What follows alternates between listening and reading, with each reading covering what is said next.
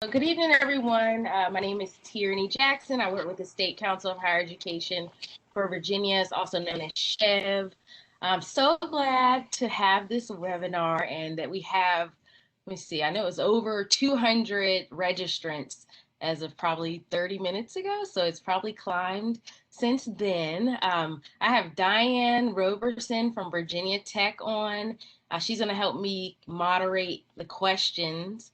And then I have one presenter. I was supposed to have another, but one of the best financial aid directors in the United States on I think so, on this webinar. So I'm really excited for you guys to hear from him and all of his knowledge. So sit back.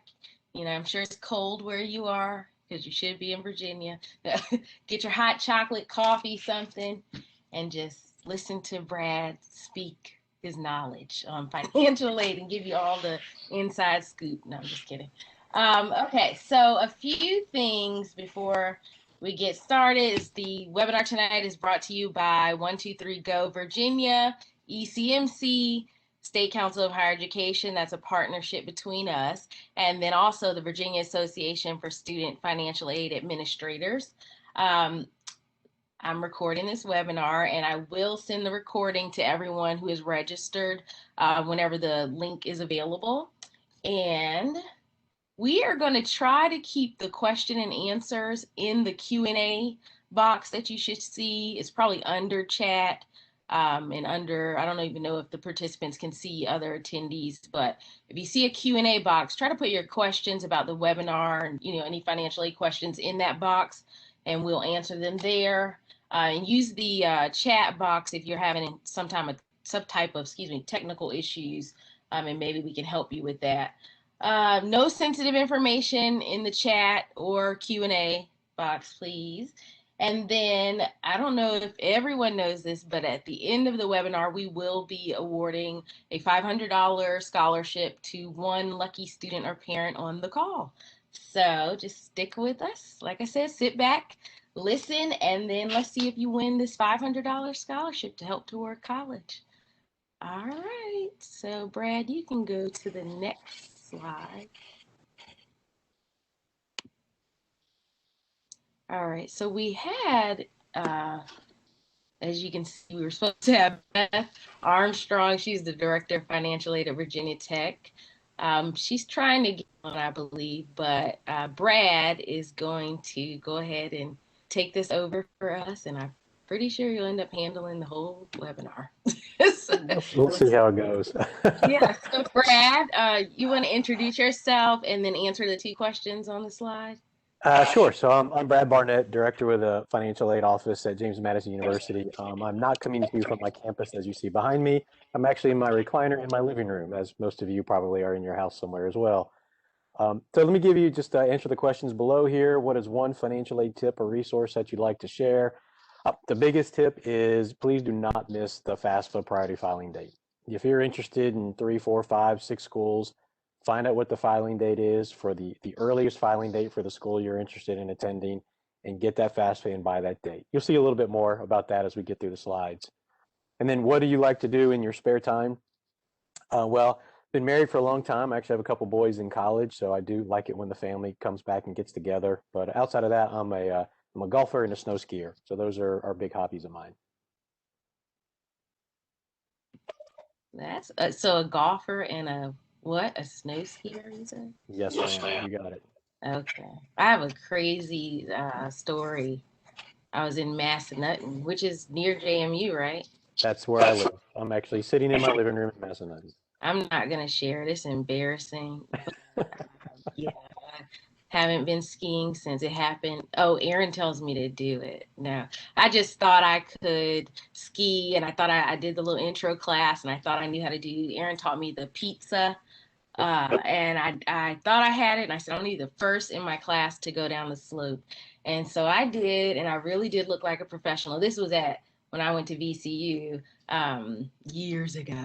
And I went down, and then I didn't remember how to stop. And so I fell over, hit my head, and they called the ambulance out, and the class met me at the hospital, and they were all in the emergency room. I got the nickname Red Cross, and my husband was in that class, and he actually was the last person, and he waited for me. We weren't dating then. I found out he liked me in that class, and then he took me back to my dorm. So that's my story. So I haven't been skiing since. Oh, my lands. All right. Well, if you want to come back, let me know. I've seen many people like you. And now that I know you have a Red Cross nickname, Yeah. that's going to stick. I know. All right, so let's see. What's the next slide? Okay. All right, that's you. I'm gonna go dark. I don't think they need to see me. Okay. And just so, if there's something that comes up in the chat that you want me to address, can you just interrupt me because I can't see the chat when I'm going through the slides? I sure will. And Diane from Virginia Tech is on, and she will help answer some of those questions that we don't say out loud. So. Okay. And last question. I know you're recording this. Will they get a copy of this or the slides afterwards? Yes, I will provide the slides and a copy of the recording as soon as the link is available. I have everyone's email address because they had to do a short registration to get in. So. Okay, that helps me tremendously. The reason I asked the question is because there's a lot of information on some of these slides, and I'm not a guy who likes to just read slides in PowerPoint, so I'm probably going to talk through some of them, maybe read some of the bullets, but I want to make sure that you have the takeaway when everything's all said and done. So here we go. First of all, thanks for coming out tonight or logging in from your respective homes and living rooms and studies and offices, wherever you are. We are in kind of the peak, how do I pay for college and how do I select a college time period? So it's an exciting time for all of us.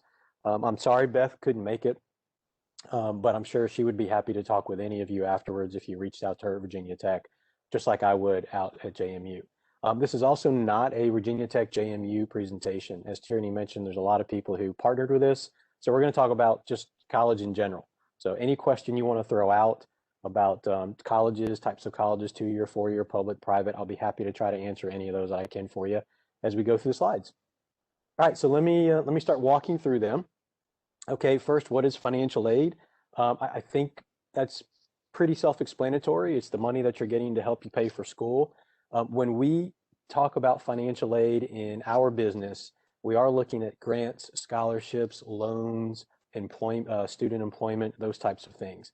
And I specify that because oftentimes people just think financial aid as free money. Now, my goal is always to talk people out of borrowing whenever possible. But we do want you to know that loans are also considered financial aid. So if you're talking to a financial aid office and you use the term financial aid, just understand that in their mind, they're thinking about grants, loans, scholarships, and work study, not just free money. So the more specific you can get with your questions, the easier it is for us to help you. The idea of this is we're going to try to give you enough money to help you attend college and bridge that gap. So let's talk about what the expected family contribution and cost of attendance is just for a second. When you start looking at schools, every school develops something called a cost of attendance. And that cost of attendance is how much we think it's going to cost you, student, to go to our school for that period of enrollment. For example, if you're going to Nova for the fall and the spring semesters, then they will establish a cost of attendance for you to go to Northern Virginia Community College on what they think it will cost you to attend in the fall and spring semesters. You do the free application for federal student aid, which we're going to talk about a little bit more in the next few slides.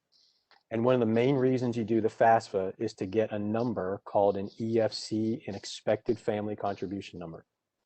Now, that expected family contribution number confuses a lot of people. It is not a bill.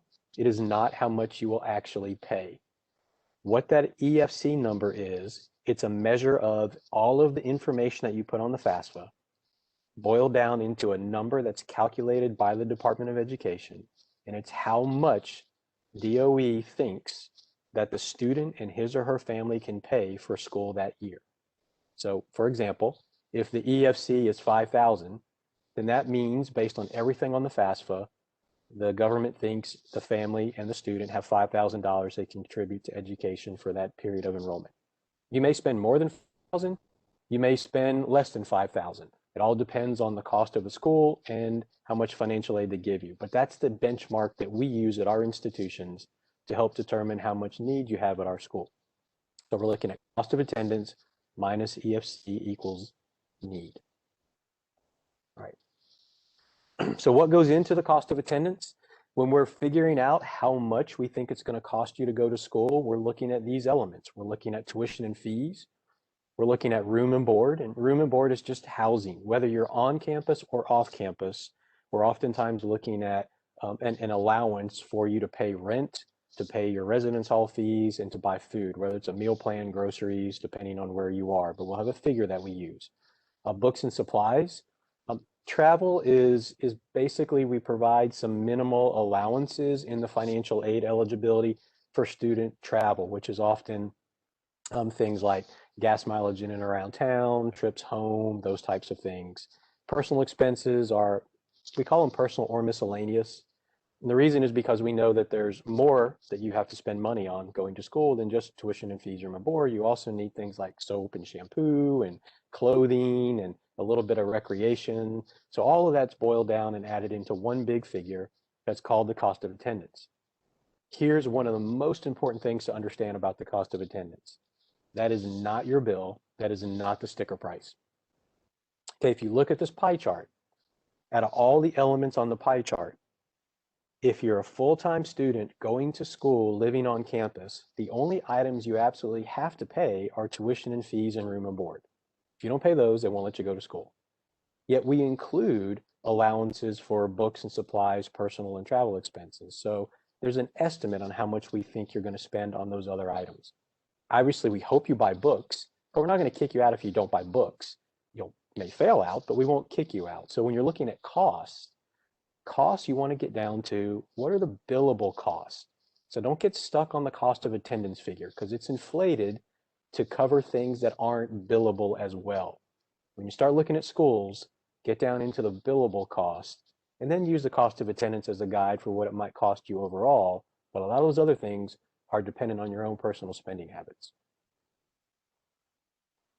Okay, so we talked about what the EFC is. Let me tell you a little bit about what it's comprised of. And then again, you'll get these slides. So don't worry if you don't spend too much time on one slide or another. But the EFC has two components. There's a student portion and a parent portion because the FAFSA contains a student portion and a parent portion if you are what's called a dependent student. And we'll look at what that is in a moment. So all of that information in the FAFSA from the student side and the parent side goes in to give us one expected family contribution. And it's important to note that that EFC is given to every single school. So in the prior example where I said if your EFC was 5,000, every school you list on the FAFSA gets your FAFSA and they get the EFC of 5,000. And this is the formula I mentioned. This is how it works. Cost of attendance minus EFC equals financial need. So let's talk about how that works. Every school, remember, gets the same EFC. So if you're looking at maybe a private college that has a cost of attendance of 60,000 and the EFC is 5,000 from the FAFSA, then that means at that school, you have a $55,000 level of need, and the school will do whatever they can to try to help fill that need. Doesn't mean they will, but it means that's where they're going to start when they're awarding you aid based off the FAFSA. Now, if you're going to a public school, and let's say the cost of attendance is 30,000, it's the same 5,000 EFC, so now your need at that school is 25,000. So that's why the EFC is not a measure of exactly what you're going to pay. It's a measure of what we use to start figuring out how much financial need you have on our campus and what kind of aid we're going to try to award you. And when we start awarding aid, we're going to look at these sources. We're going to look at federal aid, state aid. We're going to look at aid from us, the college and/or university. There are private foundations. That's oftentimes most of our schools have foundations that we work with that do scholarship endowments. Parents, your place of employment may actually have scholarship options to help pay for your children to go to school, or maybe for you to go to school if you're the student. And professional service organizations, maybe a Lions Club, a Rotary Club, a church, a civic organization. I remember way back in the day, so this is more than 3 decades ago, when I started school and I had a whole bunch of hair. Those of you who used to, if you're old enough, parents, and you remember the show Welcome Back, Kotter, and you remember Epstein, I had the Epstein hair, way, way back in the day. But I ended up getting a full tuition scholarship through the college, and it was a choir scholarship. But I got the audition through my choir director at church. A place to help, a place to try to help young people grow and move on. So he was able to arrange an audition for me, and then the rest was just basically for me to do. But those are the types of things that you want to use your network, specifically if it's dealing with a service organization, because they may be able to tie you into some place to get a scholarship. Okay, remember types of financial aid I said earlier: scholarships, grants, work study, and loans. Those are all the things that we consider financial aid. Scholarships are generally funds that do not have to be paid back. Okay, but some do, and this is really important to note. Some have an agreement to serve after graduation. And if you don't fulfill that agreement to serve for getting the money, then you may have to pay them back. So if you're getting a scholarship specifically from a private source, make sure you understand the terms and conditions of it. And is it truly free money, or does it have some sort of a service on the back end? Oftentimes, scholarships are based on merit or some sort of leadership capability or skill, or something you have. I know we will give scholarships sometimes to students in music, but then they have to audition in order to get those scholarships because they have a specific skill that our music department might be looking for. You can also find some scholarships that are need-based, and they may be looking for some unique characteristics of you being from maybe a certain location, a geographic location, in a certain major, and having financial need. Then at that point in time, you might qualify for a scholarship. So scholarships are given sometimes merit, sometimes need, sometimes a combination of both. And you can see on this slide where we're mentioning some sources for you to look into, and also just beware of scams. I always tell people, when you're going through the financial aid process, you really don't need to pay anyone to help you get through the process or to find financial aid dollars. You can find anything you want for free, with one exception, and we're going to talk about that in just a moment. How's that for a teaser? All right, grants. Grants also are money that generally does not have to be paid back, but again, watch to make sure there's not a service agreement on the back end after graduation. Some federal grants are the Pell Grant, the SEOG grant. Another federal grant, though, that requires some service on the back end is the Teach Grant. So if you're interested in being a teacher and you go to a school that participates in the Teach Grant, when you get a Teach Grant, you are also agreeing to a service on the back end to teach in a certain type of school in a certain area for a certain amount of time. And if you don't fulfill the obligations of that grant, then it converts to a loan and you end up paying it back with interest. So be careful if you're into the teacher education area and you're looking for Teach Grants. But with federal grants, the Pell Grant and the SEOG grant do not have to be repaid. State grants right now as they stand are the Commonwealth Award and the VGAP program. I often tell people, even though it's called the Virginia Guaranteed Assistance Program, there's nothing guaranteed about the program. What happens is every year. That's right, Brad. Preach, Brad. Preach, Brad. That was good. That was good. I like that. Yeah, thanks, Tierney. What happens is every year, the state, the Commonwealth of Virginia, gives all public institutions a pot of what we call state grant money, which is comprised of Commonwealth Award and VGAP. And then our job is to award those funds to students at our school within certain state criteria, and then some eligibility criteria that we can create on an institutional basis. But it is not enough money to provide every student who financially qualifies an award. We simply just run out. That's why it's not guaranteed. And I will tell you, and you'll see this more as we get through the slides, one of the biggest reasons you want to meet that FAFSA priority filing date is because of this state grant money. For those of us at public schools who have state grant dollars, almost all of us use the priority filing date as one of the measures to determine who we're going to consider for state grant dollars. So don't miss that priority filing date. The Virginia TAG, the VTAG program, if you're a Virginia resident and you're looking at going to a private school in Virginia, then there's also a grant that you can get from the state in order to help you afford a private school. You'll see a little bit more about that. Two-year college transfer grant is a great program. It's a great incentive for you to start off at a Virginia community college, complete your associate's degree, meet a few other handful of criteria, which we don't have time to go into tonight, and then transfer into a four-year school. And as long as you meet that criteria, when you transfer to that four-year school, Virginia will give you money, grant money, to help pay for that four-year school simply because you started at a community college. Now, there's limits. It's not going to pay for all of it, but it's still free money that can help you put a dent in a four-year bill. So this is a great path to start the first couple of years of your college experience at a really reduced rate by going to a community college, and then get free money when you transfer to the four-year program. So we talk to students about that a lot if they're struggling with finding ways to pay for school. And then you can see a couple of others down here: military survivors, workforce credentials. So there's a few other grants out there as well, but those are the biggies. Institutional grants are going to be from us. Every school is going to look at how we award our grant money according to basically our own criteria. Most of the time it's going to be need-based, and most of the time we're using the FAFSA for that determination. Sometimes we're using additional applications, maybe an institutional application or another one called the profile, which we'll look at in just a moment. So institutional grants, your best way to figure out what's available is literally to go to the website of every school you're interested in attending and see what you can find there, and make sure that you don't miss the application so you apply for everything that's available.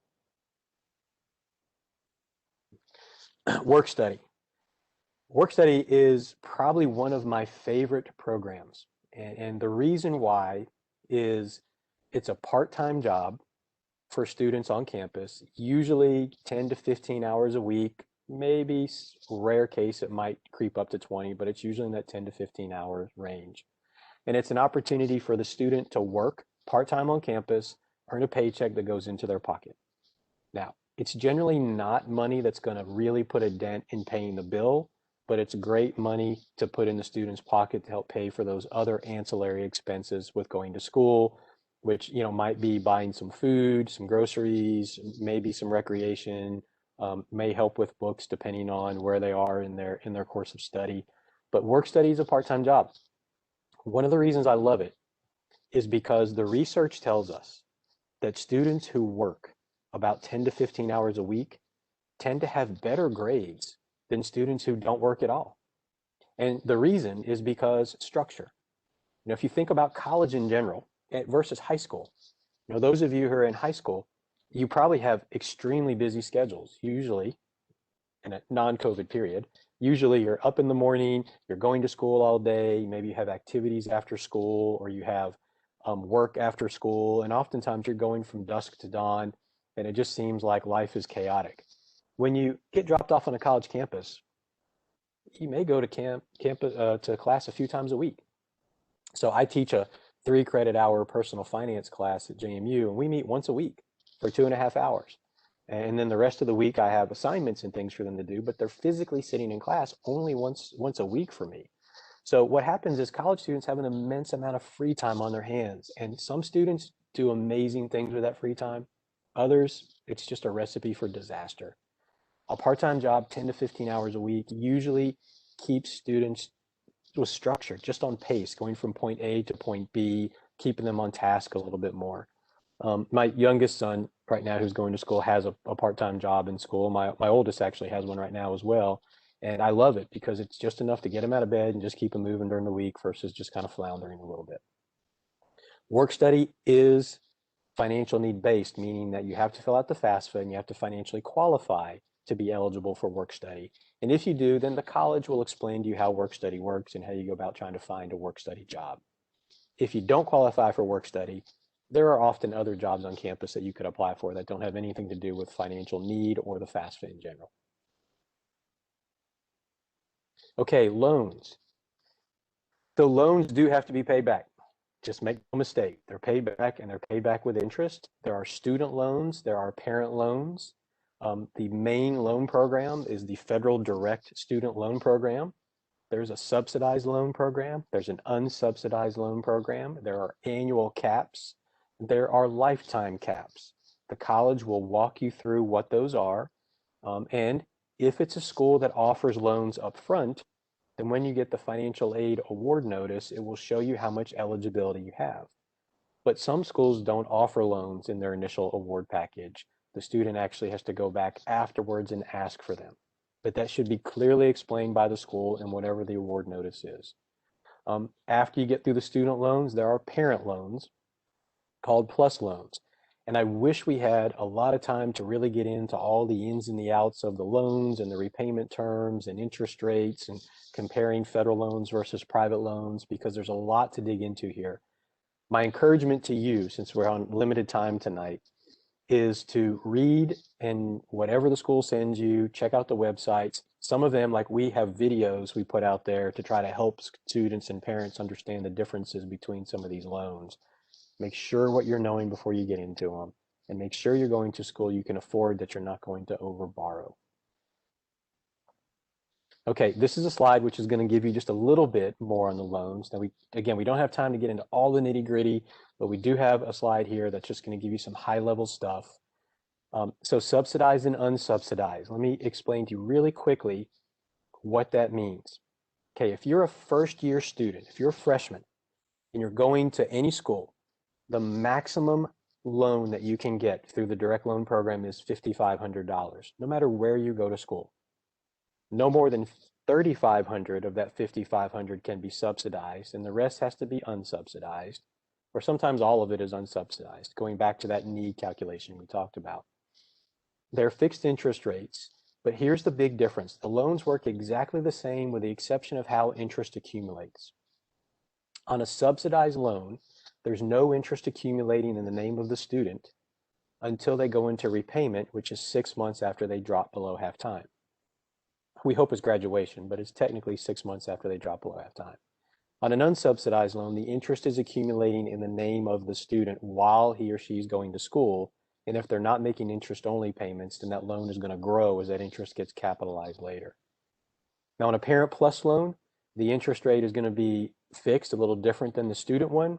Parents can borrow up to the cost of attendance minus whatever aid was given to the student. The parent does need to pass a credit check.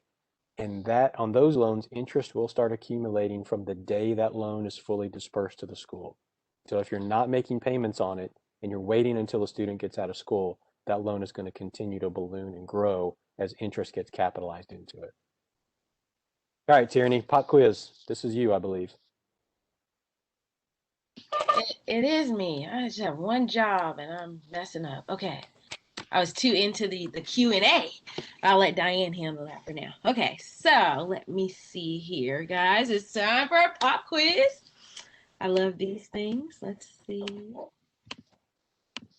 All right, so I hope you can see it when I open it up. Let me see. Oh gosh, I might have some technical difficulties here. Do I need to stop sharing? Maybe. I mean, you shouldn't. Let me see. Hold on. You Okay. shouldn't have to. Oh, no, you shouldn't. Let me, I'm going to open the poll and you let me know if you see it and we'll be good. All right, this is the first pop quiz. We got 45 seconds. I see it. Okay. All right, getting a grade for this, you guys. See who's been paying attention. All right. Got 25 seconds.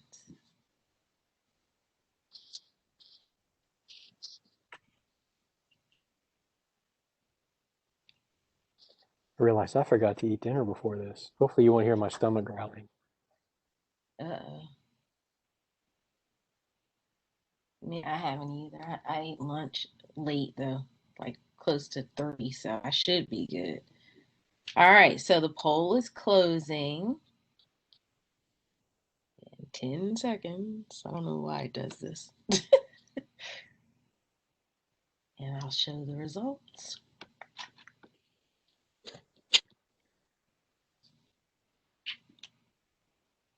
All right. Apply. All right, Brad. All right, so how many types of financial aid? Oh, yeah, I can see it now. Okay. So we've got 3, 4, and 6. It looks like we're selected. So the winner actually is 4. It's B. Remember, there's grants, scholarships, loans, and work study. Those are the 4 things that we're talking about. So everyone who selected B, spot on. And then a student loan, I believe the question was, is repaid with interest? You The got answer is it. A, true. Yes. So all of your student loans, you do have interest. Even on those subsidized loans, When you go into repayment, the student will start accruing interest at that point in time. They're just not accruing interest while the student is in deferment.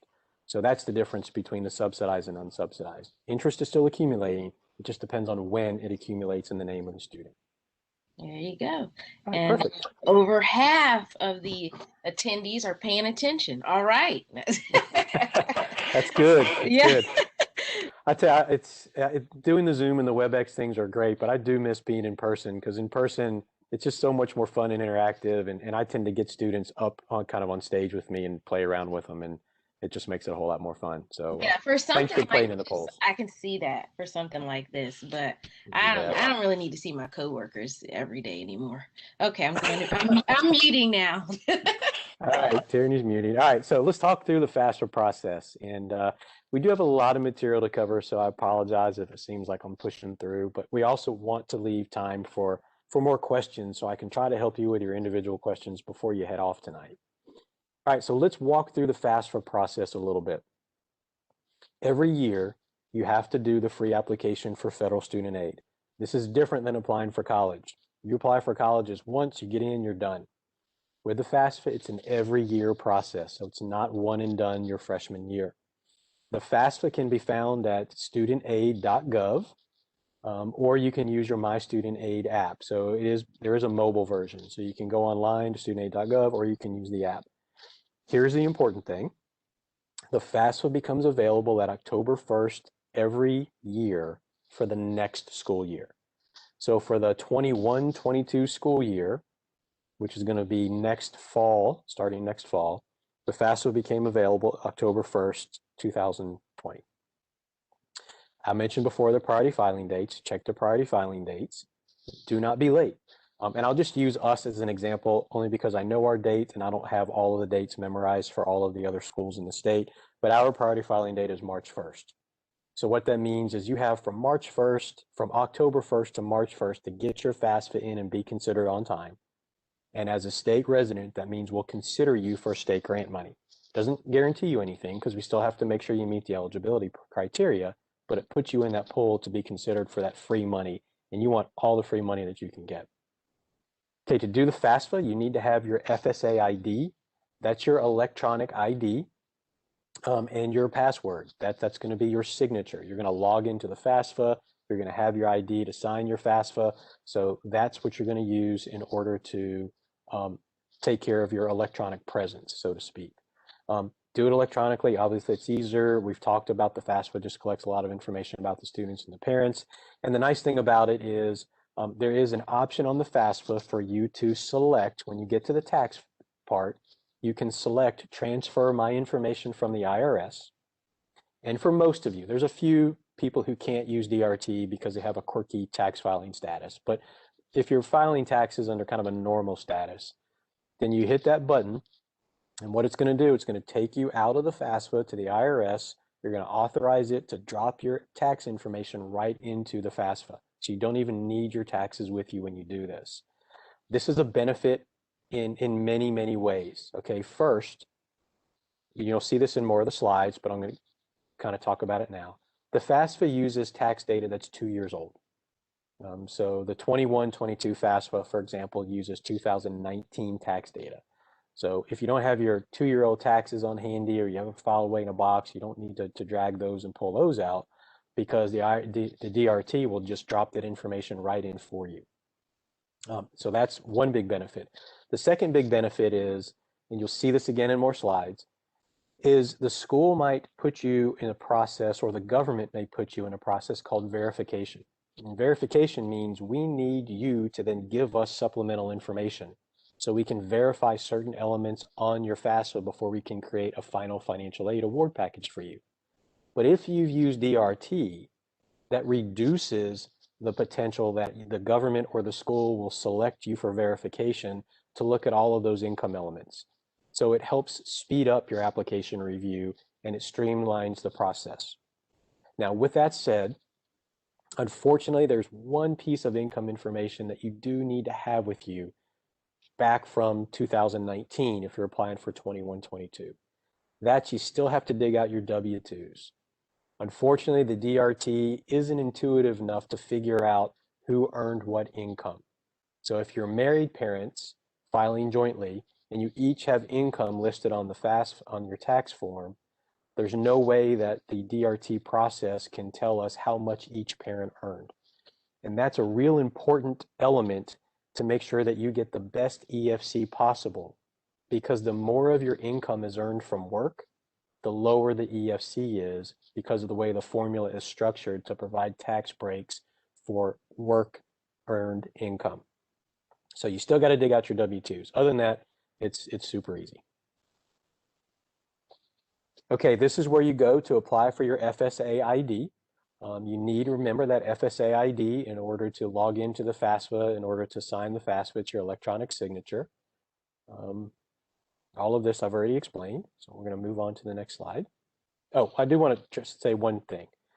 The student has an FSA ID, and one parent needs an FSA ID.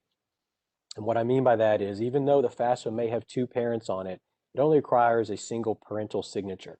So the student will have their own, and the parent will have their own.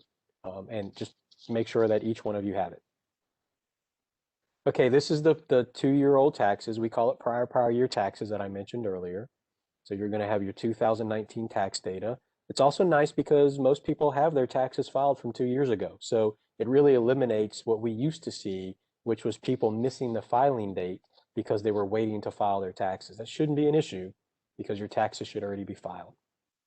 Now, you'll see down here on a couple of the lower bullet points that when you're transferring the information over from the IRS and it drops on the FAFSA, the actual numbers, the data is going to be hidden from you. It'll just show something, I think the verbiage is transferred from the IRS or something like that is what it says in the income fields. So you won't be able to see the figures. We can at the school level, but you can't. And the reason is it's all encrypted. So Brad, yes. sorry, I just wanted to tell you we have a question. Well, we had a question from Craig, and I answered Okay. it. But I just want you to speak on a little bit more. He said FAFSA deadline has already passed, I guess, for the college that he's looking at. The problem is that in order to complete the FAFSA, you need to do your taxes to file. Deadline is impossible to get in time given all the tax information is not really available until mid-February to begin with. And so can you talk a little bit more about the prior again? Yeah, sure. That's great. So thanks for bringing that up. Let me reiterate that. That shouldn't be a problem. And the reason is because remember the tax data is 2 years old. So you've already done your 2019 taxes. It's not looking for your 2020 taxes. You know, what used to happen is exactly what you just said. We would see a lot of people who missed the filing date on the FAFSA because they were waiting to file their taxes from the prior year. This completely eliminates that. So unless you're 2 years behind in filing your taxes, this shouldn't be an issue. You go out to DRT, it pulls in your 2-year-old tax data, drops it on the form, and you should be just fine. So let's say that all of that works, but for some reason you still missed the school's priority filing date. Maybe they had a filing date of February 15th, and here we are on February 18th, and you haven't done it. Still do the FAFSA as fast as you can. Even you may have missed their priority filing date, you still want to get it in to get considered for any aid you possibly can. And if that school ends up having some extra money after all the on-time filers are awarded, they may start looking at students who filed after their filing date, and they might even be looking at how soon after the filing date. So don't delay if you've actually missed the filing date from that school. Okay. That's good, Brad. And then Brad, one more thing because this has Sure. something to do. I know you're going to get into it probably in a couple more slides. But Stephanie said my husband has been unemployed since last February. Obviously, there's nowhere on the FAFSA to indicate this. Should I go ahead and communicate this with the financial aid office where my son plans to attend? Yeah, great question. You will see this on some slides, but I'll go ahead and speak to it now, and then we can just keep breezing through slides. So what you're talking about is something that we call a professional judgment or a special circumstance. That's kind of the verbiage that we use. You still have to fill out the FAFSA based on the information that it's asking for. So even though it's not accurate as of your income situation today, The FAFSA is asking you for your 2019, so you still fill it out just as normal. Then what I like to ask students and parents is after we get the FAFSA, so we have it in our hand from the federal government, then reach out to us and explain to us what your situation is. If you call us beforehand, there's not a whole lot we can do because we need that FAFSA record from the Department of Education to have something to actually work with. Without that FAFSA record, we really can't help you. So most of us are going to say, fill out your FAFSA, just give it what it asks for, let it go through the normal channels, it'll get to the school, call us, tell us about your situation. Then, and now this is up to each individual school, and this is really important to note, each individual school has their own professional judgment process to determine how they may be able to help you based on your current income situation versus the income situation that's on the FAFSA. They will walk you through what they may need to collect from you. They will ask you a bunch of questions, and in the end, they'll see whether or not making changes can help or whether sometimes making changes won't help at all. But it is up to each school. This is really important to note because if you're looking at 2, 3, 4, 5 schools, you're going to need to contact each one of those schools and explain your situation after they get your FAFSA. Don't assume that by one school making a change to your FAFSA based on your income changes, that it goes to all the other schools, because it doesn't. That change is specific to that particular institution. All right, so let's move on to the next slide. Financial aid deadline. So we've talked about the importance of deadlines, and now I'm going to jump into the little teaser I mentioned earlier about there is one thing in the financial aid world that I would say go ahead and pay for regarding trying to find financial aid, and that is the CSS profile. The CSS profile is another financial aid application. It's not the FAFSA, but it's a different application. Now, some schools that have usually larger endowments, oftentimes your private schools, but there are a few public schools, will ask you to complete the CSS profile so they can use that form to help determine who they're giving their school money to, because it asks for a lot more information than the FAFSA does. The CSS profile, you have to pay for it. I don't remember the exact cost off the top of my head, so if somebody knows, they can throw it out in the chat for everyone, but I think it's $30, $35 or somewhere around in that range. It's not very expensive to actually complete the application. But if you're looking at a school and they're asking you to fill out the CSS profile and you go to do it and you see there's a cost, do it. That's the only thing you should be paying for. Okay, now back to the tag. Again, I mentioned we talk a little bit more about that. Here's another bit of advice for you, which is how to apply for a tag grant. Now, let me back up just for a second. If you're going to a Virginia public school, a 2-year community college, a 4-year public school, a George Mason, a JMU, a VCU, take your pick, a Blue Ridge Community College, Germannic Community College, those types. So if you're going to a public school, when you do the FAFSA, you are applying for all of the federal aid and all of the state grant money that school offers. All the state grants we talked about before. But if you're going to a private school in Virginia, you do the FAFSA to apply for all of the federal aid. But if you want to be considered for the TAG grant, remember that state grant money to go to a private school in Virginia, there is a separate application to fill out for that. And that's the VTAG application, and the deadline is July 31st.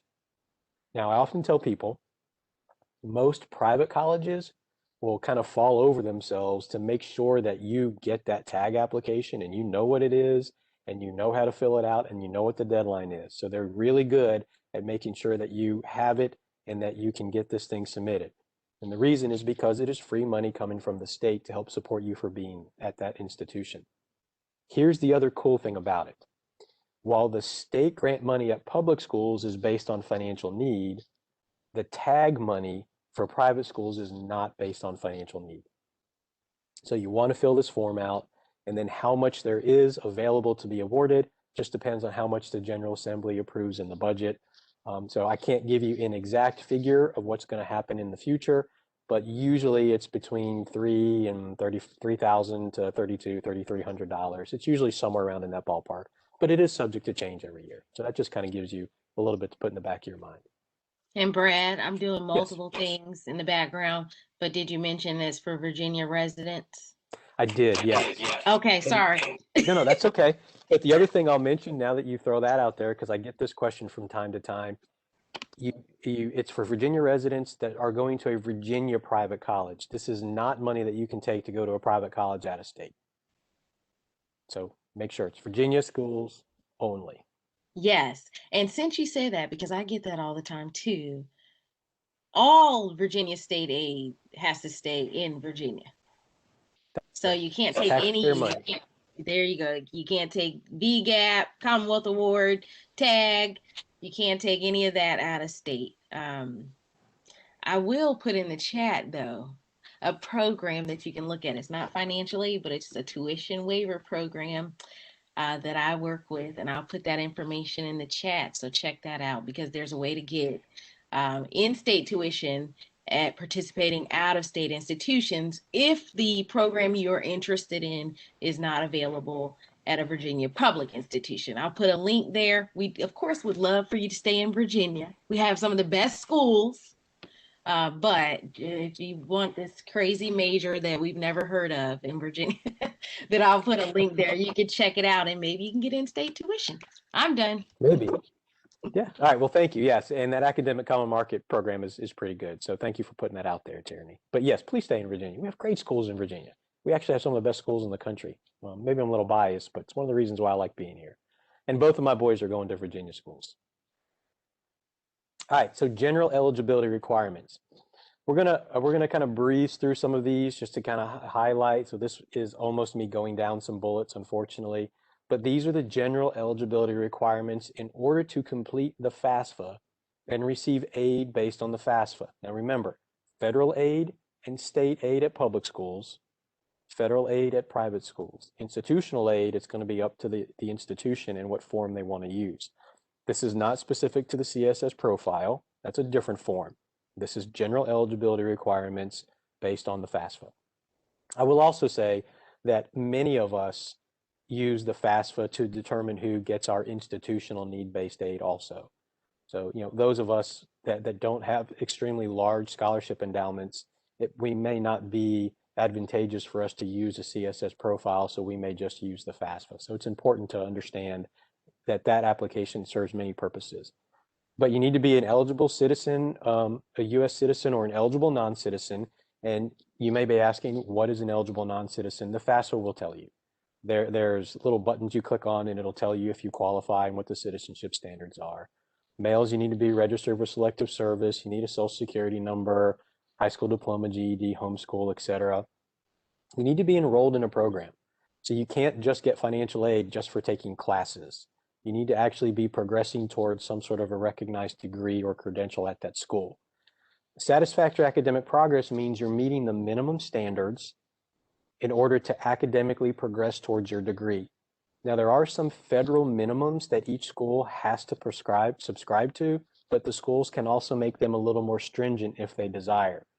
They deal with things like GPA and how many classes you're completing out of the things that you attempted and how long you've actually been going to school.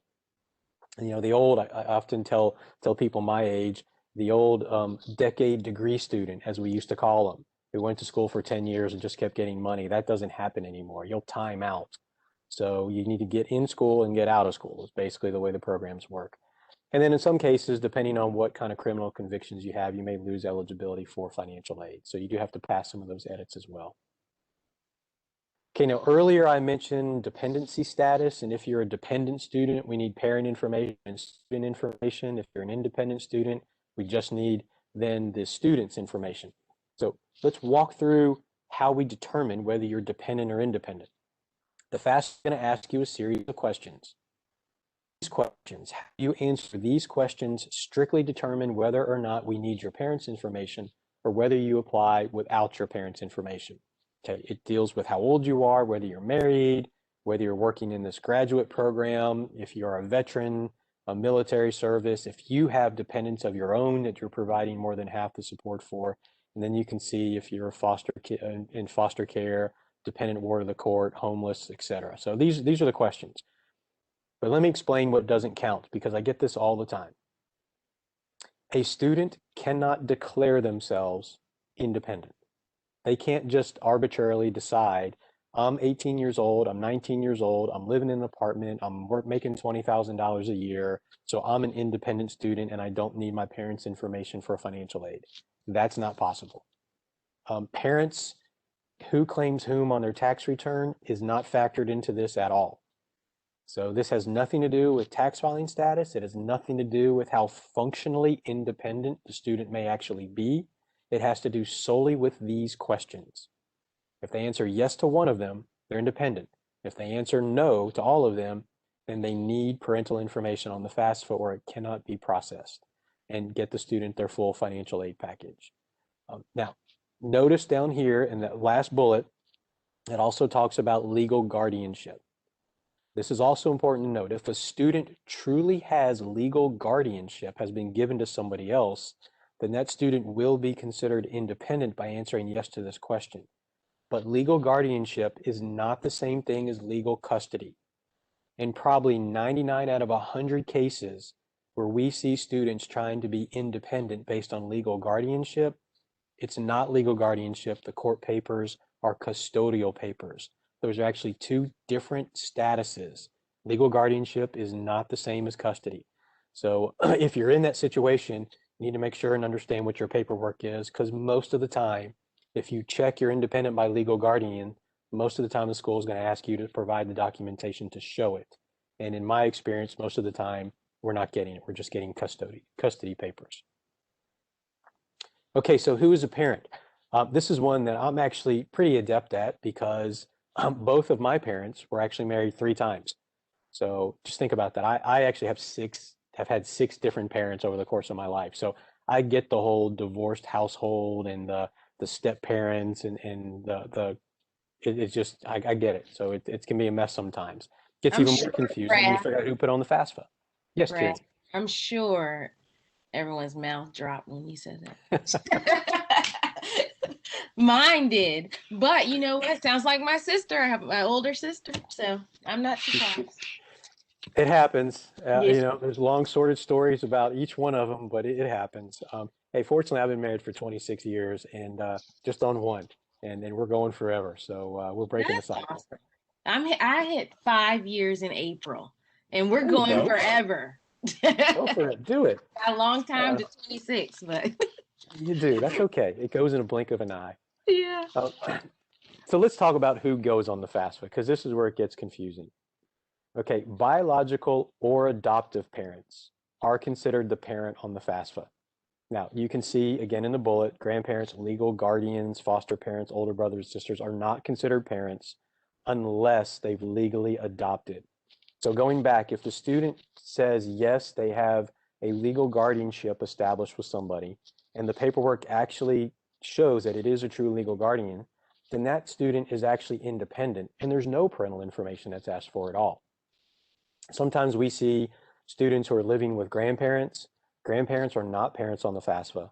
Regardless of how much they actually may be parenting and how much they actually be caring for the student, unless they've legally adopted that student, they are not a parent on the FAFSA.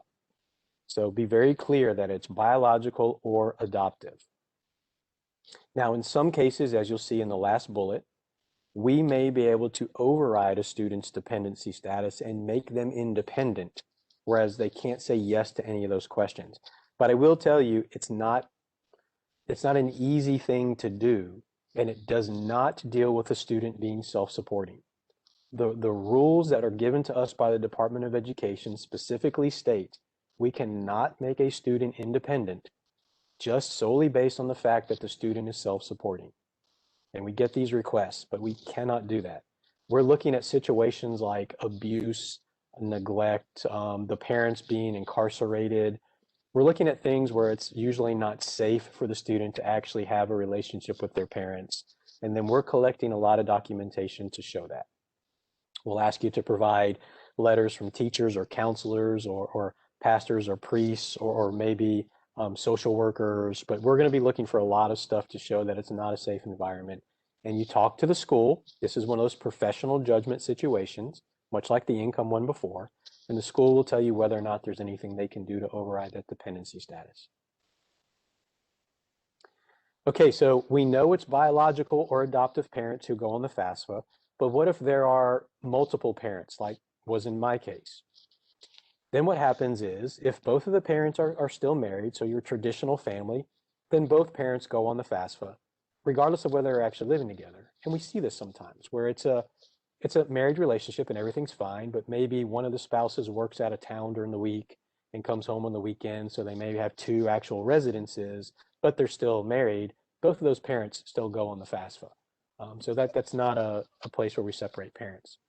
We Brad, also, yes, Tierney. sorry, this came up earlier from Pamela. She said her and her ex-husband, they divorced after 2019. And I guess she's asking that because you put your 2019 tax information up there.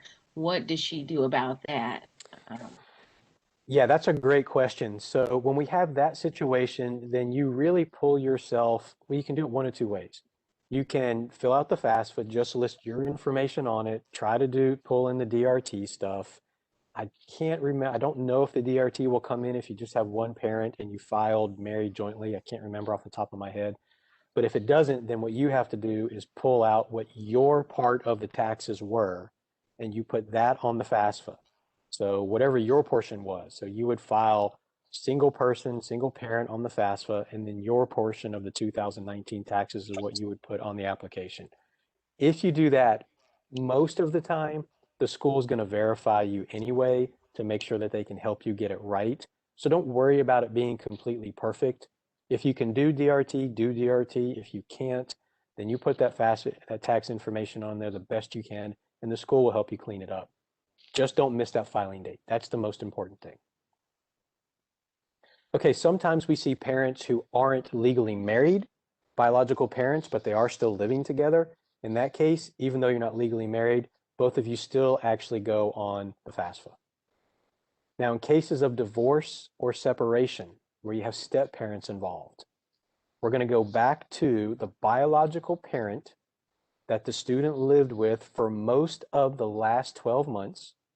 That's the biological parent that goes on the FAFSA, and that parent's spouse. So that means the other biological parent doesn't go on the FAFSA at all. So if there's a biological mom and a stepdad, and then there's a biological dad, these sound like bad superhero characters, then what happens is if the student lived with biological mom and stepdad most of that last 12 months, those two people go on the FAFSA. Biological dad doesn't go anywhere. We don't ask anything about him. We don't want to know anything about him. We don't collect any information about him at all. And then you can see what happens if the student didn't live with one more than the other over the last 12-month period.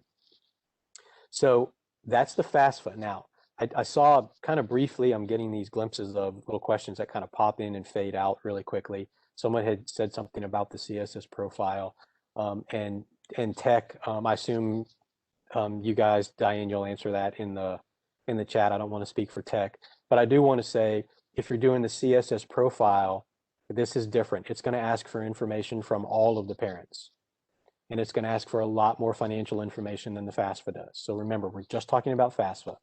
The CSS profile does a much deeper dive.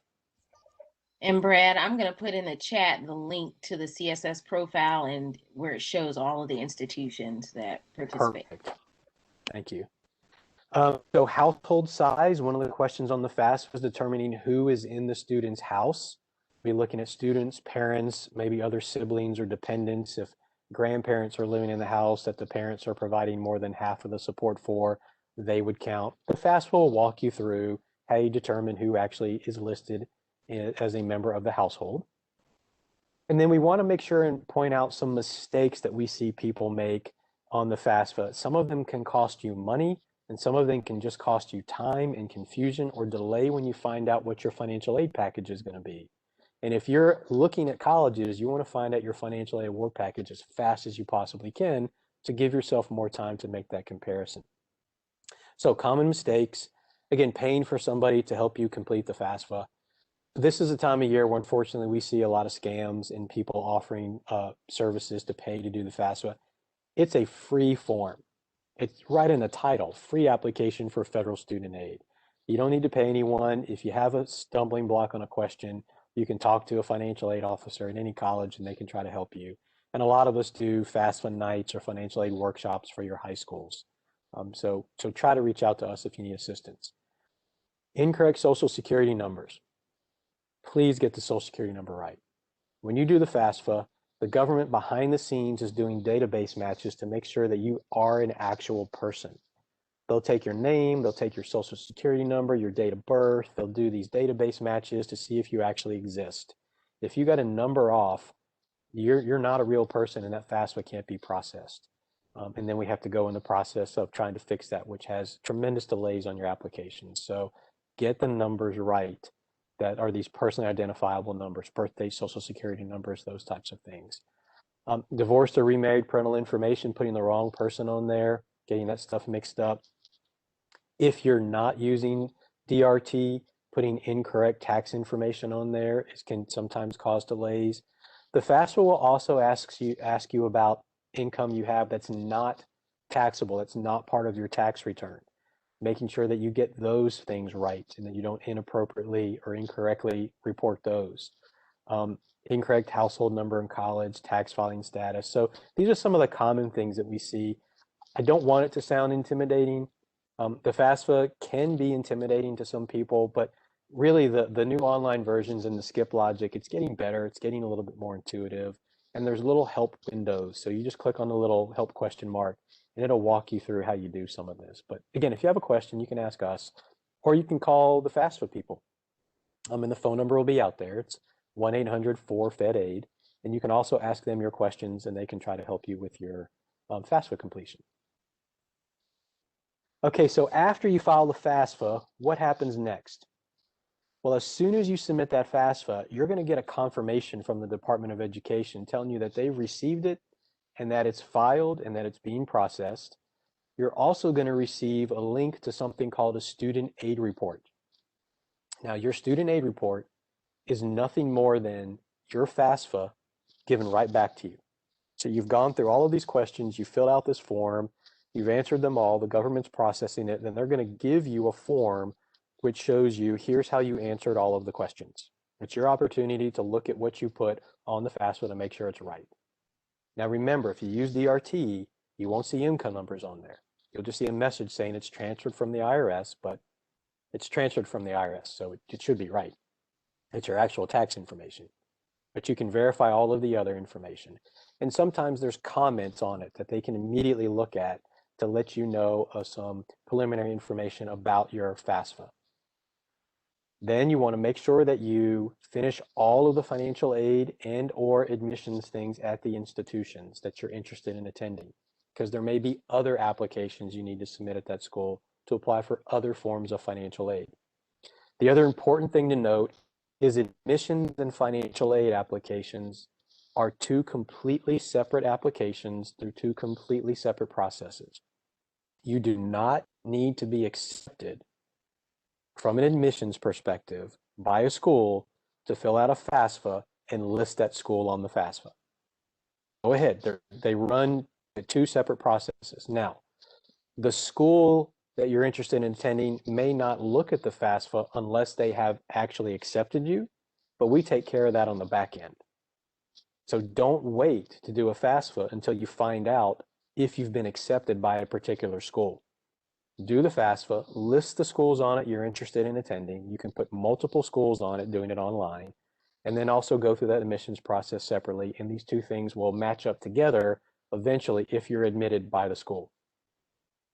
If we ask you for documents to verify anything on your FAFSA, please give it to us as fast as you possibly can. We will review your eligibility based on all of your application information. We'll send you an award notice. We'll tell you where you stand. On your award notice, we will have detailed information about each aid program, and you should be able to find what your net cost is if you attend that school. That's the important figure. The award notice should tell you this is the cost of attendance. These are the billable items. This is your grants, your loans, your scholarship, your work study, and it will dwindle on down. And eventually we'll get to the point where it'll say this is your net cost. If you went to the school, this is what it cost you after looking at all the free money that you're getting. to go to this institution, and then you'll see more about loans if it's a school that offers loans. Why is that important? It's important because sometimes it's actually less expensive for you to go to a school that doesn't offer you a scholarship than it is to go to a school that offered you a scholarship. And the reason is because the starting price.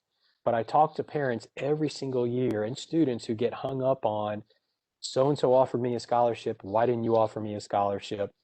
And when we start getting down to the net price, we find, well, it's actually cheaper for you to go to school B without the scholarship than it is for you to go to school A with it. So while scholarships are great, don't get hung up on having to pick a school that just gives you a scholarship. Get down into that net price, because that's what you have to pay out of pocket. That's where kind of the rubber meets the road, so to speak. Okay, this is the verification process I mentioned, so we won't spend a lot of time on this. If we're verifying you and you've been selected, we're going to ask you to send us information. Just give it to us as fast as you can.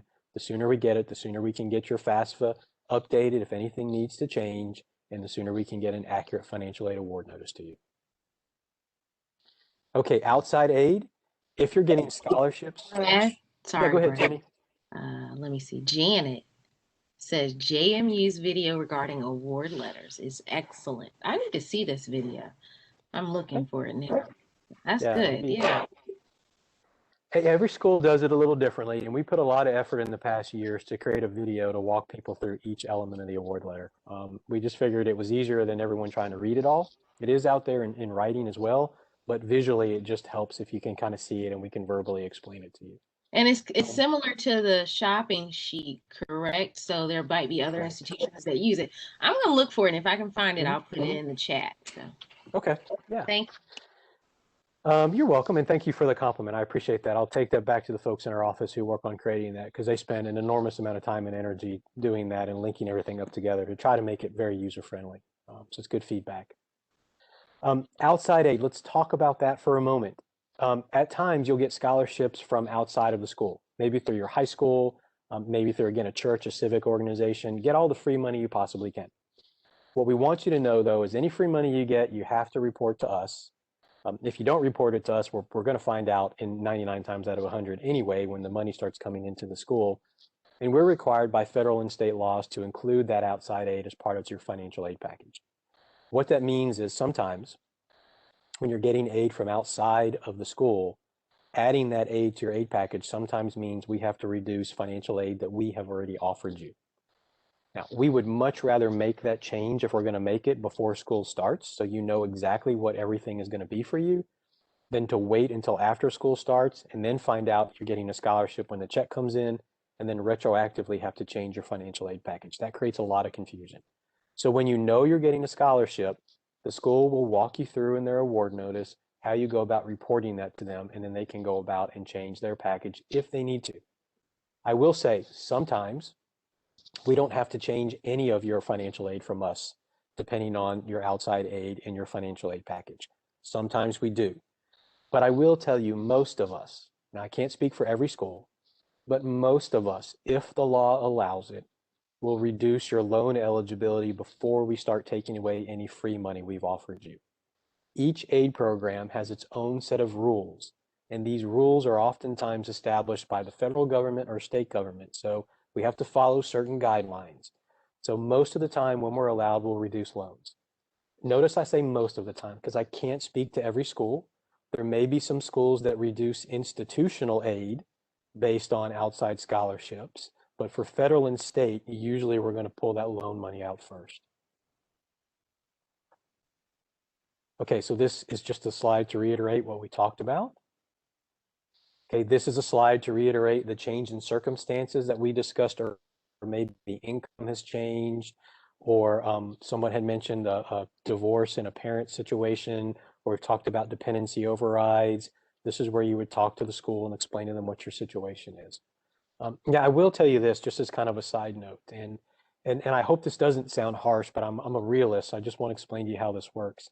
If you call a college and say, you're having trouble paying for school because of your mortgage payment and your credit card payments and your car loans and those types of things, unfortunately, there's nothing we can do with that from a professional judgment perspective, because federally we can't make changes to your FAFSA based on those types of consumer debt items. So those would not be a valid reason in order to appeal. What we're looking for are things that you really didn't have any control over, where life kind of kicked you in the gut, like you lost a job, had an income reduction, or all of a sudden your household size is different because somebody got divorced or somebody passed away. Those are the types of special circumstances that we can hopefully try to help you with. So our role, the College Financial Aid Office, obviously want to help you get through this process and find as many resources as you can. We're going to verify your aid FAFSA situation. We're going to try to help you with special circumstances, award you aid. We're going to try to monitor your eligibility. And I will say, as hard as this is, mom and dad and or student, it's important to understand that once your student goes to school, so students, if you're out there listening, almost everything we send is going to go to you. There's going to be minimal information that we send home to mom and dad. That freaks a lot of people out, but it's the student's record, it's the student's education, it's the student's degree, the student's account. So it's important that parents and students have a good communication process in place, knowing that most of it's going to the student. So if you're relying on mom and dad to do everything all the time, you're going to run into problems. When I see students who miss the priority filing date, most of the time it's because they're not looking at the multiple notices that we send them, and they're relying on their parents to do it all. So just make sure you've got something in place to have that communication channel opening. With that said, there are often Facebook pages and social medias and websites and other things that parents can still be a part of to find that information. And we do periodically send things to parents. So we don't completely ignore you when your student comes to school. I just want to mention that most of it, though, does go to the student. Okay, and this is just a summary. Start early, don't miss the priority filing dates. Know the things that you need in order to fill out your FAFSA, respond to us pretty quickly, save copies of everything, because if we need to ask you for anything to verify your FAFSA, the sooner you can give it to us, the sooner we can clean that up. So save copies, but please don't send us anything we haven't asked for. Sometimes people do that. If you send it to us, we have to look at it. That slows down the process. That also means we may find something that you don't want us to find and we don't have to find that could be a detriment to your financial aid eligibility. So if we're not asking for it, please don't send it to us. All right, pop quiz. I think we're right on time to the end. So Tierney? Okay, yes, and I'm ready this time. So I'm going to open the poll. And then after this pop quiz, I'm going to take control of the screen and announce the scholarship winner. And then we'll go over the next couple slides. Okay, 45 seconds to answer these. You see them, Brad? I see him. Yes. All right.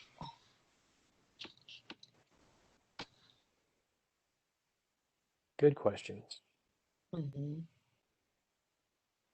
Some tricky questions. So while we're waiting, so we've got a few seconds. 25 seconds. I do have two boys in college, so I do understand some of the stress from a parent's perspective, but we spent a lot of time looking at schools, and we had a lot of hard conversations about what we could afford.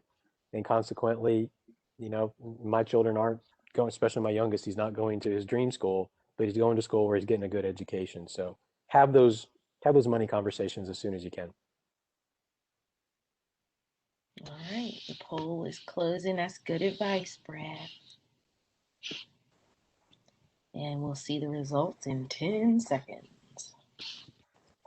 All right, big countdown. 3, 2, 1. Okay, let me see. It's like dropping the ball. I know, that's how I felt. I felt like that. Okay, let's see. DC. All right, FAFSA. Yes, FAFSA stands for Free Application for Federal Student Aid. That is true. Wait, no, Brad. The question actually. I can't see the whole question, so I'm sorry. I know. No, I'm going to tell you. Okay. FAFSA stands for Federal Application for Financial Student Aid. True or false? Oh, it is false. You threw a curveball in there. Right. Tell them what. So it's free application for federal student aid. So the 40% who said B, you're spot on. Good job. Well done. Okay, and the second question. I can read the second one since it's cutting off for you. What year of tax information must you provide on the 2021-22 FAFSA? Oh, cool. If I hover over it, the question pops up. Cool. So 2019, yes. So 80% of you are right. Remember, the FAFSA uses 2-year-old tax data. So it's always going to be behind. So that's good. 80% is a good solid number. Okay. And then I said I was gonna share my screen. What's the next slide? The next slide is Okay, yeah. resources. So I'm gonna share my screen and then we can come back to the Okay. resources and answer some questions. So let me see. Let me take back control of the, can I do it myself? Oh yeah, okay. All right. And I'm using a virtual wheel. This is the first time using it. And hopefully it'll work. Okay. So Brad, do you see that? I do. Okay, so I put everyone, all the registrants, the students and parents in the wheel. And so this is a random drawing. It's $500 college scholarship. Um, of course, you must be a student or a parent of a student. And then you must use it at an institution that participates in federal student aid. So the winner will get all the details via email. So make sure you can check your junk folder, and those details will be coming to you sometime next week. All right, I think I just click here. Let me see. Ooh. That's pretty cool. It is, right? Come up with some cool stuff during this pandemic. Oh, okay. So it's Noah. Listen to that. Cheers and all. Did you hear that, Brad? I did. That was Okay. pretty impressive. Noah Fink. Congratulations, Noah.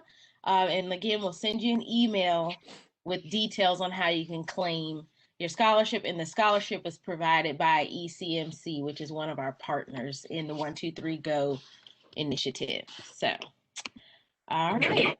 And let me see here. I'm going to give it back to you, Brad. Okay. If I can find it. Let me see. And let me see. I was doing so good. Oh, this WebEx. Let's see. I'm going to stop sharing. And I think, Okay. yeah, here we go. And Brad, you will put the resource slide back up. And then after that, oh, you can see me. Okay. Yep, I got you. All right. And then, there's a slide. there, yes, okay. So here are the helpful resources. Again, we'll send the recording to you and the slides, and so you'll have this slide with the resources there. I always say a good resource is the College Financial Aid webpage.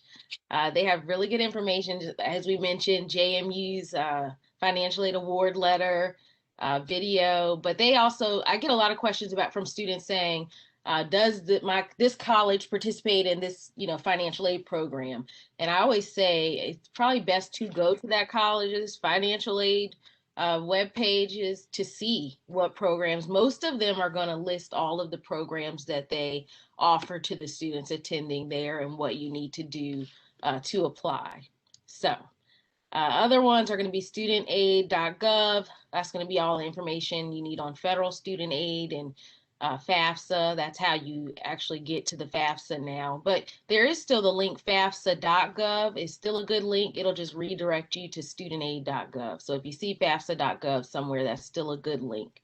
And then you see the other ones, the ECMC Opportunities Guide. Again, that's who sponsored the scholarship, but that's a really good guide for juniors and seniors. But I'd say junior, if we have any juniors on here, it'd be good if you go ahead and go to that website and download that booklet. It's also a good resource, Tierney, for your sophomores in school, just to start looking to find out what's out there and what's available and where to find things. Looking in that sophomore year, even the 9th grade year, it's really helpful to get out there and start seeing what's available. That's true. And then I can't believe I forgot to mention the SCHEV website. So you see it there. You see it there. And if you go to schev.edu/financial aid, you'll just see a listing of all the state programs, and that includes Academic Common Market, even though it's not a financial aid program. It is on, if you go to that link, you can get to the Academic Common Market page there. So you got some researching to do, I would say, using these links, and just make sure everything you look at, is legit. So if you ever have any questions, feel free to contact the financial aid office at the college, or whatever organization is providing the resources that you're looking at. So I think we have a lot of questions. Let's see. I don't know if it's Diane. Yeah, Diane's still on. She's been answering a lot in the Q&A. I'm gonna look in the chat to see what we have. Thank you, Diane, for doing that. Yeah, thank you. Okay. So Bruce asked, when do the award letters come out? And he's asking particularly for Virginia Tech, but I don't know for sure. But can you share for JMU? And it's usually about the same in Virginia. Yeah, so what the private schools and the public schools tend to send award letters out in a little bit different timetable. So each school is going to have their own, but usually what happens is, specifically at public schools, after the student has been admitted to the institution, the award notices usually come out either almost immediately or very shortly thereafter. So we'd look for get your acceptance from the school, and then after that, you should get the award notice relatively soon. So the timetable is different because every school is accepting students on a little bit different schedule. Yes, thank you. Let's see.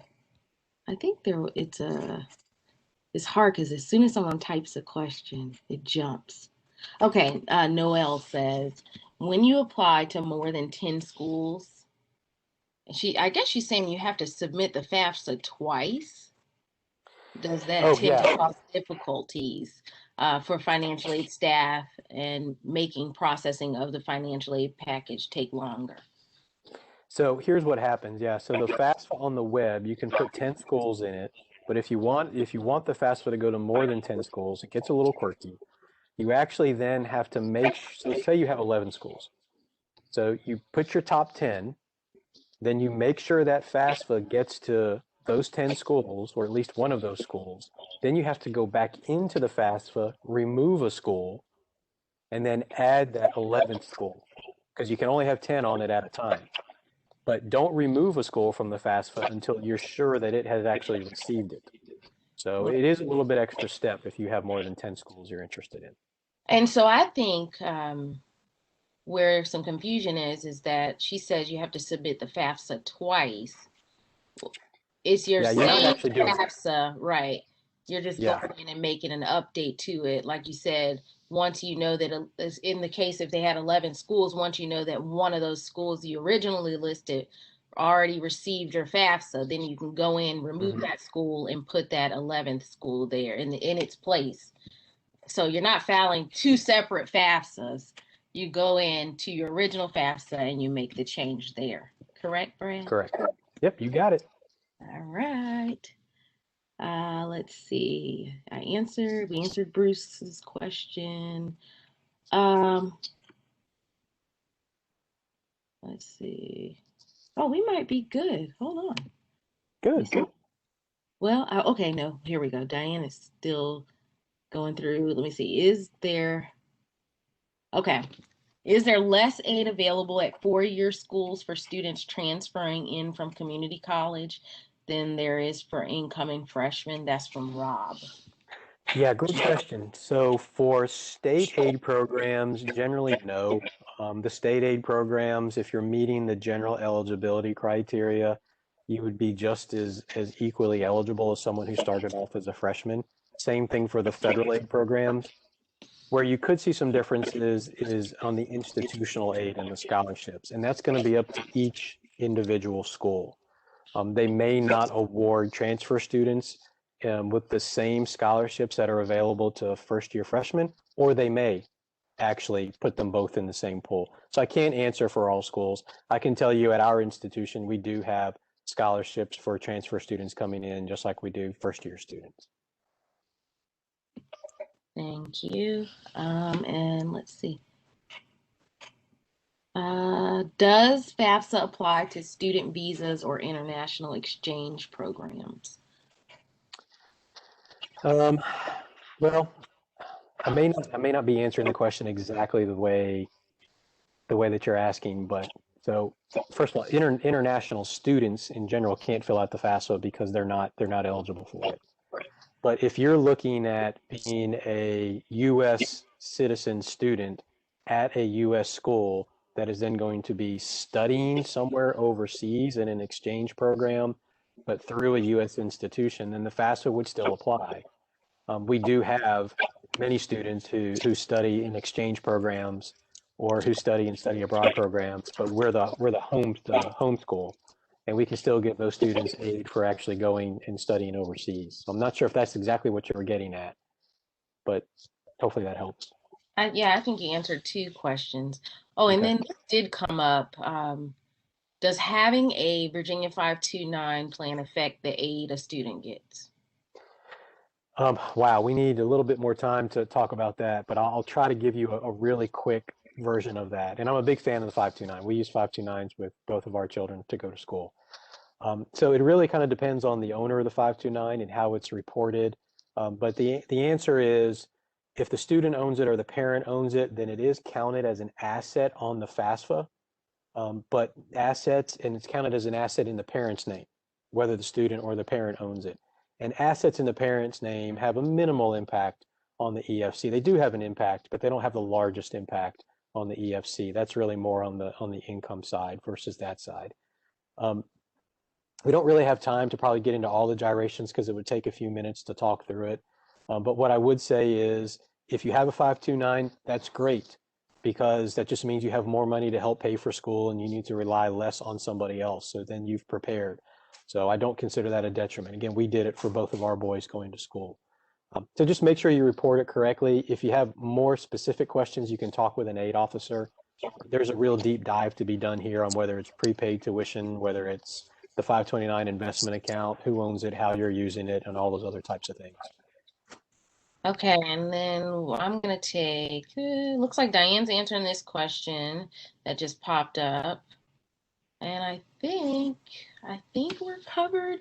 I will put in the chat well, it's just the financial aid email address for Shiv, but it comes to me and then I can, if you still have a question, I can get an answer for you. So in the chat box, I'm putting the financial aid at chev.edu email address there. But I also recommend that you just contact the financial aid office at your preferred colleges to get direct answers from them. But if you have Definitely. a general question, you can feel free to email it to financialaid@chev.edu. In a lot of cases, I'm probably going to respond and tell you to contact the school, but I'll be able to provide some general information that can be helpful. So, all right. Thank you guys. Thank you, Brad. Yeah, absolutely. Thanks everybody for being here. Yeah, I'll show my face one more time. I had this really nice light. It was giving me a glow, and I asked I'm like, how long does this thing stay charged? And he said 2 days, and it was more like 30 minutes. So anyway, it's a little dark in here, but I just want to thank everyone and check your email, your inbox, your junk mail folder in the next couple of days for the link, the slides, and I am going to try to see if I can pull the Q&A from the webinar and share it with you all via email as well. So, all right. Thank you so Sounds good. much. I'm going to get some dinner. Everybody have a good night. You too. Bye-bye. Thank you. Bye-bye.